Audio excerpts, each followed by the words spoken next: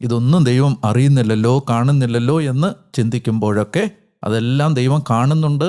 ദൈവത്തിൻ്റെ ജ്ഞാനത്തിലും ദൈവത്തിൻ്റെ സമയത്തിലും, ദൈവത്തിൻ്റെ ജ്ഞാനത്തിലും ദൈവത്തിൻ്റെ സമയത്തിലും ദൈവിക ഇടപെടലുകൾ അവയിലെല്ലാം ഉണ്ടാകും എന്ന ആശ്വാസം ഈ കണ്ടു, കേട്ടു, അറിഞ്ഞു എന്ന ദൈവിക വാക്കുകൾ നമുക്ക് പ്രദാനം ചെയ്യുന്നുണ്ട്. രക്ഷയുടെ 2 തലങ്ങൾ ഇവിടെ സൂചിപ്പിക്കപ്പെടുന്നുണ്ട്. ഒന്ന്, ഈജിപ്തിൽ നിന്ന് ജനത്തെ മോചിപ്പിക്കുക. 2, അവരെ വാഗ്ദത്ത നാട്ടിലേക്ക് നയിക്കുക. മോചിപ്പിക്കുക, വാഗ്ദത്ത ദേശത്തേക്ക് നയിക്കുക. Salvation from and salvation four.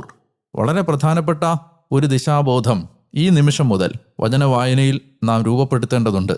നമ്മെ ദൈവം വിമോചിപ്പിക്കുന്നത് എന്തിനാണ്? ദൈവം നമ്മെ വിമോചിപ്പിക്കുന്നത് ദൈവത്തെ ആരാധിക്കാനാണ്, ദൈവ കുടുംബത്തിൻ്റെ ഭാഗമാവാനാണ്.